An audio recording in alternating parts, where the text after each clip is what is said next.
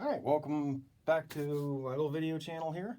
So I have my leather, I have my design, and I'm ready to get started on getting this journal done. First step, of course, once you have your leather, you have your pattern, is to figure out where you want to put it on the leather. This is a really big pattern. It's about 28 inches by 28 inches once everything's said and done. Actually, when I was making this, you can see it was bigger than the poster board. I had to tape extra sections onto the poster board because it wasn't wide enough. So I was kind of looking at my leather, looking, there's clear, smooth spots. There's spots with a little bit of scarring, and then there's some spots with a lot of scarring. So looking at this right here is going to be the top cover. So this is where, this is what's going to be most visible. So looking at my leather here, there's some really great scarring and markings right here that, that's what I want.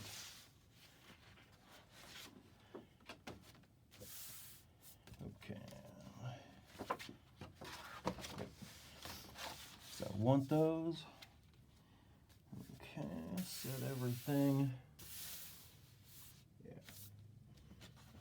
There was some really good stuff over here that I thought about using this area. However, just due to the shape and due to the size, if I do that, I'm going to be really close, to catching this little bit right there. And there's scarring is nice. Big old giant hunk out, that's a little bit different. So I decided to go with this area right here. And what I'm going to do is I'm actually going to tape it down. A lot of people, I'm sure, are going to be like, "What the heck is this guy doing?" A lot of people say you always trace on the back. Reason I don't like to do that, this is fairly smooth, but still you're not going to get as clear of a line. It's going to be a little wavy as it goes through the skin. So I like doing it on top. One, because this is going to be black. The black ink is going to cover up any pencil or pen marks that I make. So, at this point, it really doesn't matter. And of course, the tape, when I take it off, if it does mess up the leather a little bit, that is going to be on a section that's not going onto the final product. Of course, one of the other considerations is, you want to, leather's not cheap. And of course, you want to save as much leather as you can. For this project, this specific piece of leather was about $40. So I'm going to have a little bit of leather left over, but I'm not going to have a huge amount.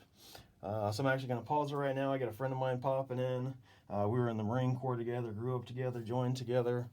He's going to come hang out for a little while, so he ought to be getting here any minute. So I'm going to pause this. You don't really need to watch me trace it out. I'm just going to get it really nice and flat, tape it down, trace it out, and then once I start with the cutting, then I'll start the video back up. So I'll pause it.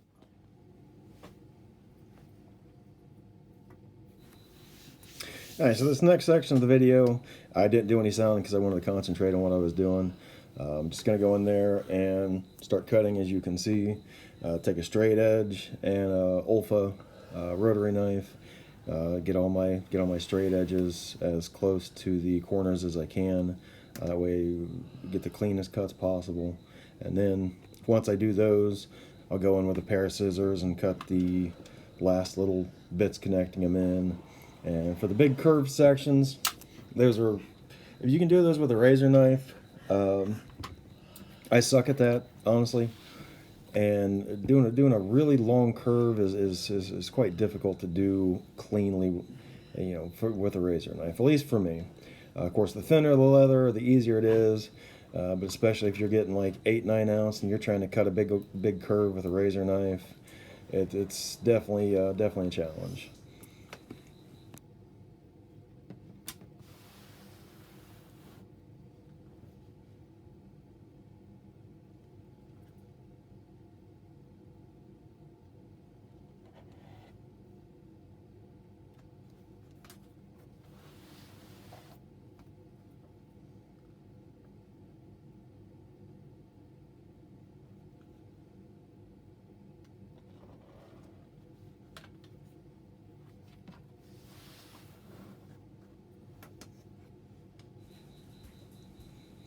when you have a big piece of leather like this is a time that having a really large open space is extremely handy. As you can see, this piece is about 28 inches by 28 inches for the actual project that I'm making.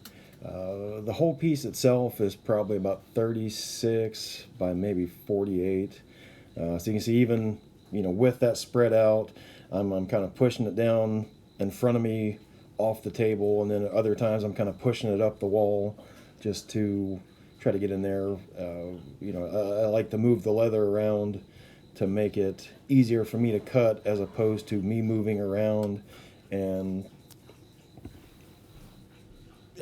trying to use the light. I like to get it over there, have my lights on that side.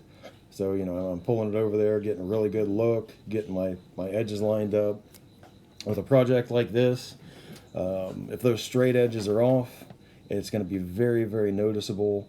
Some projects it's not too bad. You've got little short straight edges, but with this, there's a few really long straight edges, and if those are off, it's going to make the finished product look horrible.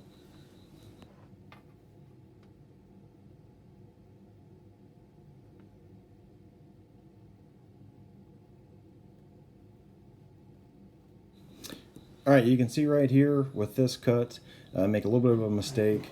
My Olfa blade curved just a little bit to the right.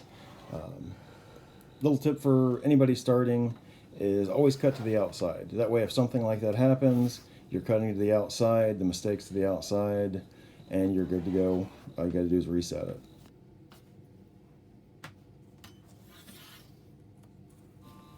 Now, once I get all the straight edges cut, and I'm gonna cut close to the curves, obviously not right on them, especially with a big 45 millimeter rotary knife. You really can't do curves well. So how I'm gonna do those is with a big old giant pair of scissors, and with the corners, where I'm cutting into the corners and getting them close, I'm actually going to take a small pair of scissors where I can get in there really close and do those. Now, I didn't actually, I ended this section of the video once I got everything with the ruler done, because I figure, nobody's going to want to sit there for like 10, 15, 20 minutes, watch me cut.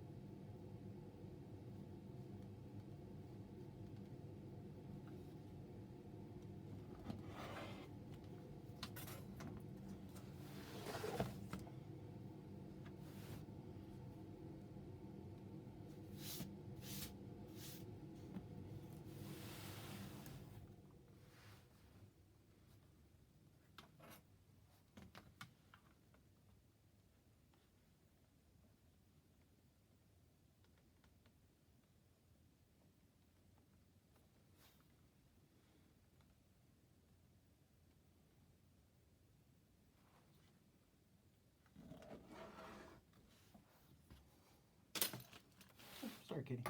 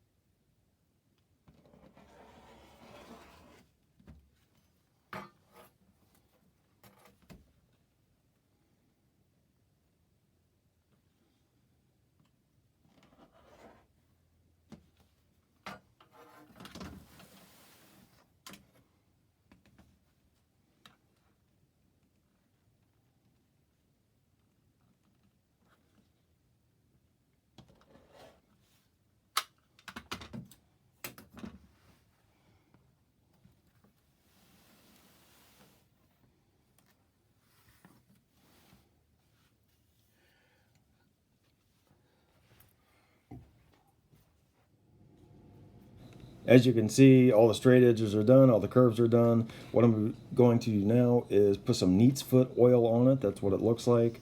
What neat's foot oil is just a mix of different oils. And during the tanning process, some of the natural oils are lost. So adding some neat's foot oil isn't required. One of the things that also it helps do from some of the videos that I've seen, and I've tried it myself and it does seem to work, is to help the dye take a little bit more evenly. So initially, this is the biggest piece I've ever tried to put neat's foot oil on. So I grabbed a chunk of t-shirt and some neat's foot oil, and you can see it's really not going well. I'm kind of running out of oil within a few seconds. So I paused the video and I went up and grabbed a big old bowl and a sponge, and just cheap kitchen sponge. I took and I wet it to soften it up, squeezed out as much water as I could, and so now, you can see that's definitely going a little bit better, a lot more coverage and a lot more oil actually getting in there. The good thing with the neat's foot oil is I'm going to give it about 24 hours to soak in. You don't have to give it that long. That's really going to give it time to really soak deeply into that leather.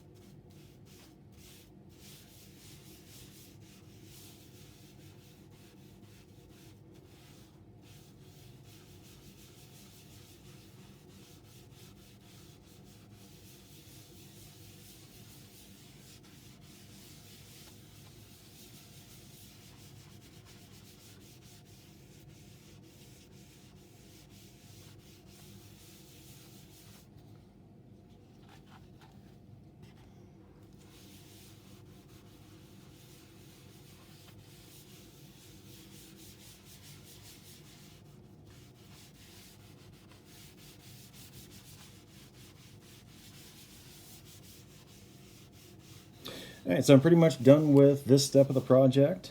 Like I said, I'm going to give about 24 hours to let that soak in.